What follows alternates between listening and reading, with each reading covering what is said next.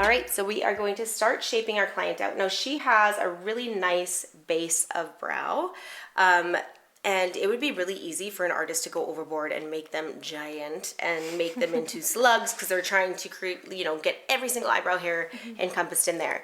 But with her, what we're trying to do is we're trying to create as much symmetry as possible, and again, make her brows just only better, just more symmetry, and just make them a little easier to style in the morning because as a lot of you know, as you try to style your eyebrows, it's a little more here, a little more there, and then before you know it, you just have Frida eyebrows, and it can be a little much. So even when people have a good base of brow, a lot of times they still want microblading. So I always ask them, is there an eyebrow that you like better? Because again, most people have an opinion on this. So do you have an eyebrow that you tend to like better, that you gravitate more towards? I like the shape of this one better. Yeah. But I like how full this one is. Okay, so if we can give you more fullness in this one and then recreate that shape, that would make you happy? Yeah. Okay, perfect. So now we have kind of a guide of where we're going to be starting, but we always want to use our universal markings to find out where we're going to start. So I'm going to find out where the brow head starts by lining up my caliper tail here. Now, you can go from the edge of someone's nostril, but what I find with that is sometimes people will have wider nostrils, or if their noses are uneven, the brow head can end up starting very different than the other side. So what I actually like to do is I like to go with kind of the inner corner of the inner canthus of their eye and just where their nose bridge is, because I find if people tend to have, crooked noses and things like that, it tends to happen after the bridge of the nose. So that's where I like to line up my tail end of my caliper. And on this side, I like to do a little tick on the outside of it. Now I'm going to switch to the other side. And you have to remember, this is where we always say eyebrows are sisters, not twins, because no one's face is symmetrical. You might find somebody has an eye inset more than the other side, or one side of their face is more bowed out than the other side. So we always start with our universal markings as a guide, and then we do have to take a step back and look, does that look good? Is there any asymmetries that I have to compensate for? So we're just gonna start with those base markings and we're gonna go from there. So on this side, we're gonna line up our little caliper and do our little marking. Now, to find the center of the forehead, again, it can be really confusing because people's faces are not always even, unfortunately. So what you can do is you can kind of pinch just right here on the bridge of the nose. And I find where it tends to fold up naturally, that can give you a good marking of where the center of the face is. So now we have the center of the face. We also have where the brow heads are going to start. Now, her eyebrows do grow in farther than where textbook says they should start. Before I'd make any big changes, I'm going to ask her if she's okay with me removing those hairs, because sometimes people do like them a little overgrown or where they have natural hairs. So don't assume that just because that's where their eyebrow should start, that's where it has to start. So you, again, always want to take your client's viewpoint into consideration and where they grow eyebrow hairs naturally. She might even decide that she wants to keep those hairs, but that doesn't mean we have to microblade in there. We can leave those hairs nice and natural and fluffy and still start the microblading a little bit farther back, just to keep it more of a guessing game of what's hair and what's not. So now we're gonna go to find where the eyebrows should end. So I like to line up with the outer edge of the nose here. We're going to line up with the outer edge of her eye and bring this all the way up, or the outer canthus of the eye, and I make my little pencil tick there. Okay, so we're going to do the same thing on the other side, and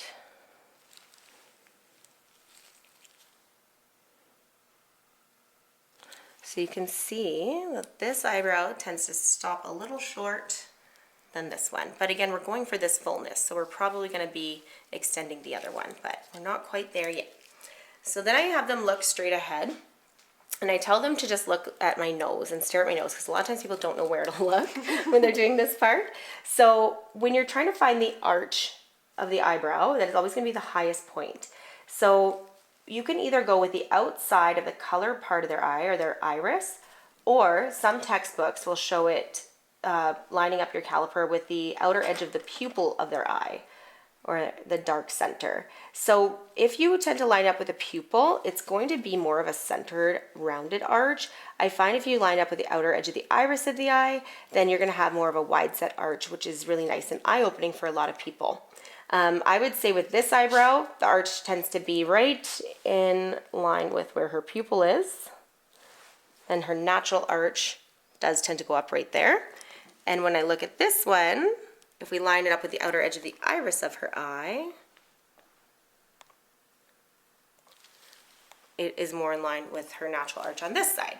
So being that the client likes the shape of this brow better, I am going to go with the outer edge of the iris of her eye.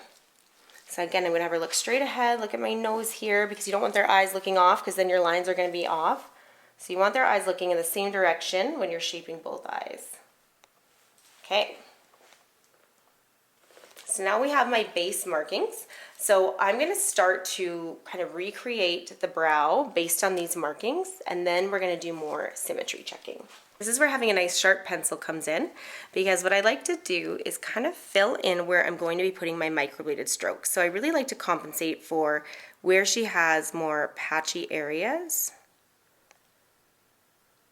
And I'm not using a lot of pressure.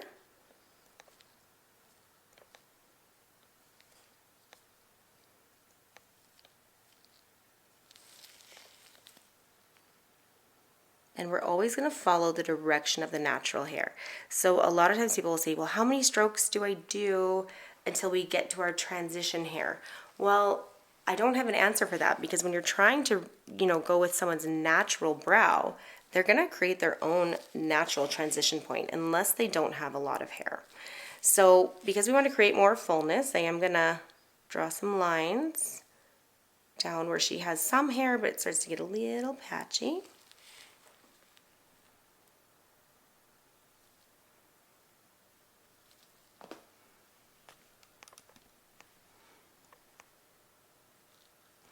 Now when it comes to brow design, a lot of artists will do downward facing strokes if the hairs start to go downwards. I personally don't like to accentuate anything downward. So I will always take my strokes and just do the, make them go up and over. And if you're more comfortable doing this with the client lying down, you can. And then you always want to make sure that if you do start shaping them laying down, that you always make sure that you sit them back up to look for any muscular differences.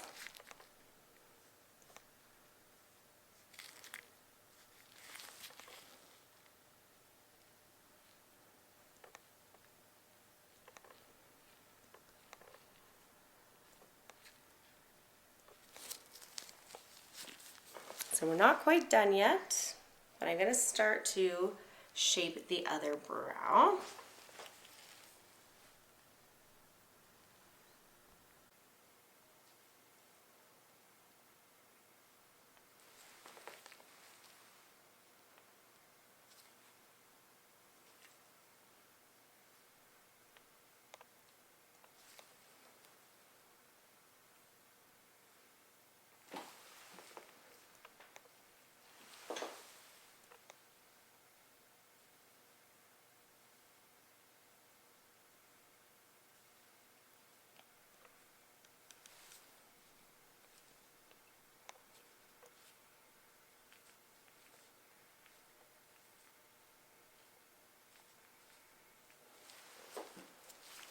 Now, I can already tell this one is a bit higher. Maybe look towards me again.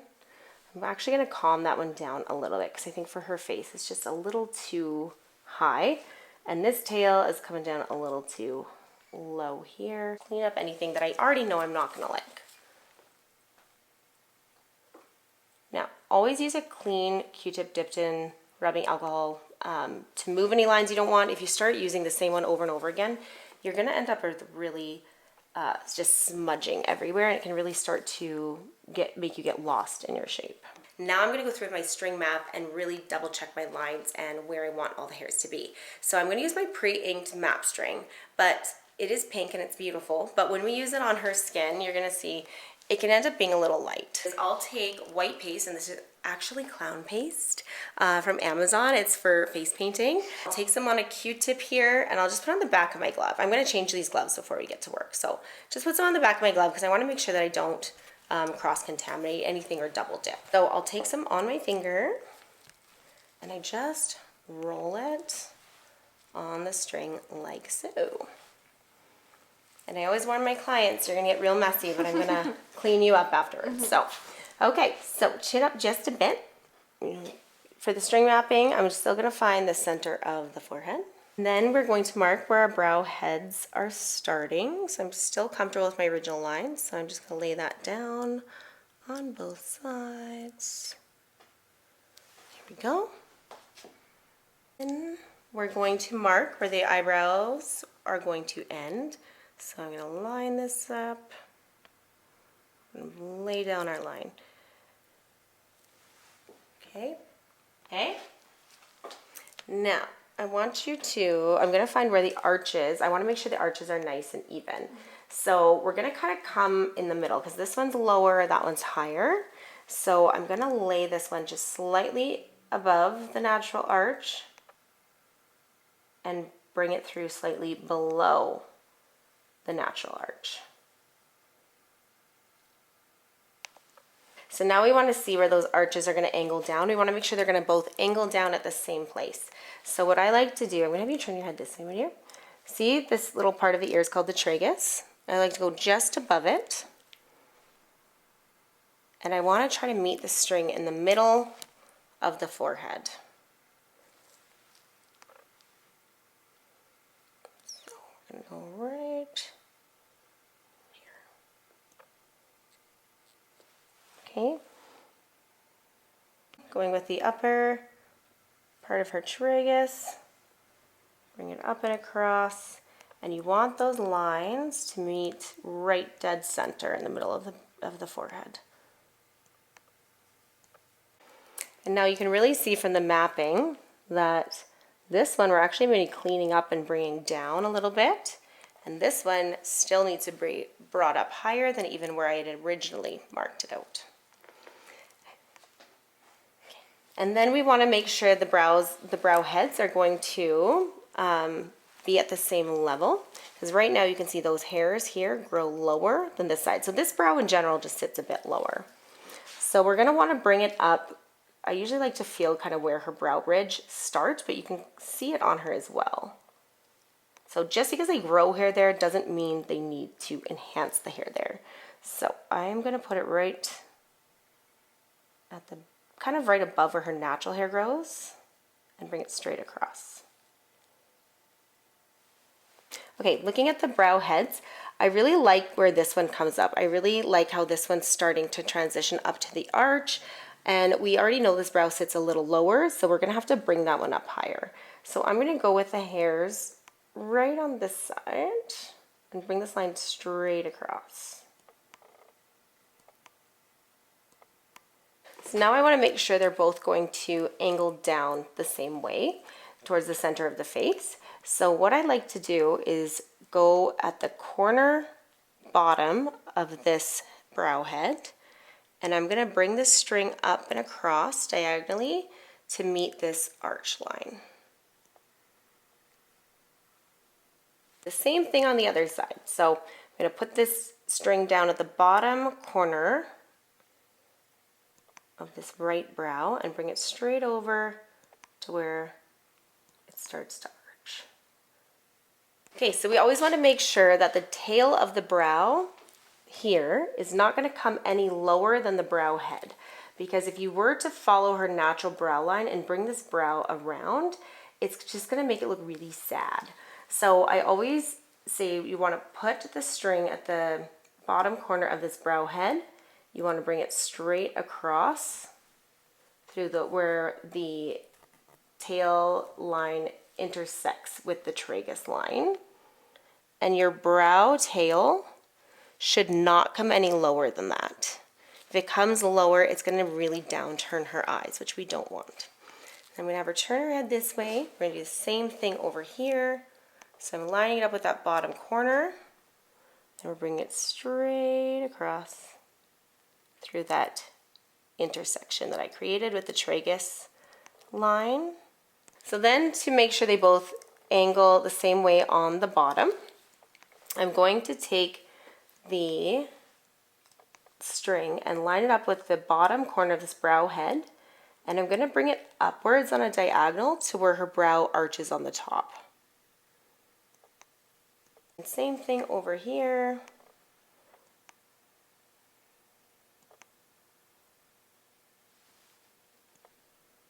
Before I remove any hair, I want to make sure that the client's liking the shape. So what I'll often do is take some of my clown paste with a really sharp angled brush, and I will mark my line underneath to show them what shape I'm kind of going for, make sure they're on board with it, and also just double check that I'm allowed to remove the hairs that we don't want in the design. So I'm going to still use my pink line here, but now we're just going in with the straight white.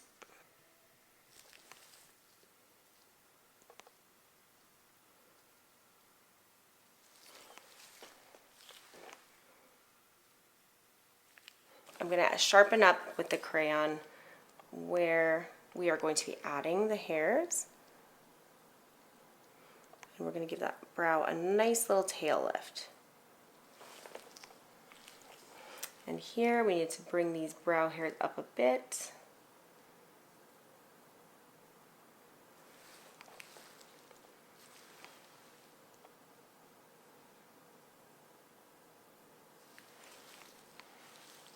And we're going to be taking those down, these hairs.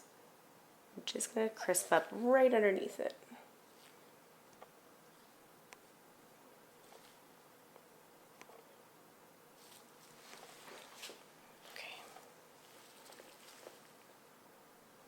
Okay. We're almost ready to show the client.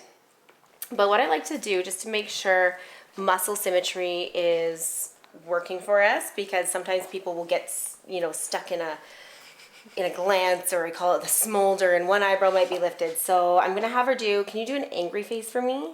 There you go. And I like to see that these eyebrows, the lines are going up in general. They're going up with nice symmetry and over. Okay, good. You can relax your brow, and can you do a big surprise face for me?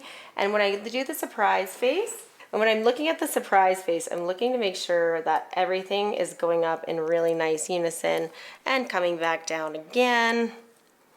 Okay, you can relax now and just make it nice and melty and relaxed. So I'm gonna have you take a look at this point, but do keep in mind we used a crayon, so it's gonna look a little aggressive. When we do the microbladed strokes, oddly enough, it's actually a lot more natural looking, because they're gonna be really, really fine and delicate and wispy, so it's not gonna look as makeup-y. And I would like to clean up the hairs anywhere that there's any of that white paste. That's where I'd like to use a little dry razor to clean them up if you're comfortable with that.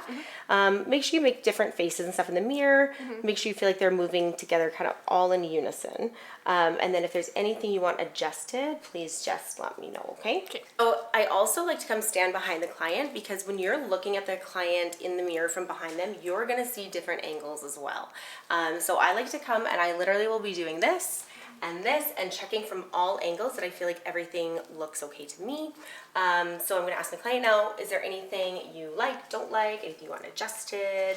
I like the shape. Yeah. I feel like this one's a little bit thinner than this one. I see that too. Yeah. From this angle, I do see it. So I'm going to bring it down a little. I feel like it's on the bottom. Do you feel that way? Yeah. Yeah. And then just while we're here, I want to make sure that the hair, I wanted to take, where are we? Yeah, I want to take this one down just a smidge on the top. And then are you okay if I clean up on the bottom where all the white paste is once I'll put more hair back in there? But, okay, so have a seat here and just face me. Okay. My client is good with her shape. We're about to get going. I just want to do one last symmetry check. So I'm just going to double check that my head of the brow to the arch is still good on both sides and matching up, which it is. I'm going to double check that the arch to the tail is aligning, which it is. I'm happy with that. And then I also want to make sure that the distance from the corner of the eye to the tail is the same on both sides, which it is. Okay, So now once I lay her down, I'm gonna clean up all those little stray hairs we talked about, and then we are going to get to work. Now, a lot of times you're gonna find your clients at this stage, especially with microblading, when they just want really natural hair strokes, they're gonna feel like this is an intense look. Yeah. And it is, it's crazy. I'm using a crayon, and I always tell them, I'm using a crayon on your face. It looks like a crayon, I understand. So we're just gonna look at the overall shape, symmetry, and thickness, but when I get in there and do those super fine nano strokes, and especially on the tail where she's not used to having a lot of hair, we're not gonna have it so sharp and defined. Some clients would love this look, but then that's more of a powder brow or a combo brow. So, you know, I'm just gonna make sure when I do the strokes, we're not gonna oversaturate or make them overly dense, just to keep it looking nice and natural for her. So I always reassure them that I know it looks a little aggressive right now, it's a little crazy, you gotta trust the process at this point, and we'll make them look nice and natural when they're all done.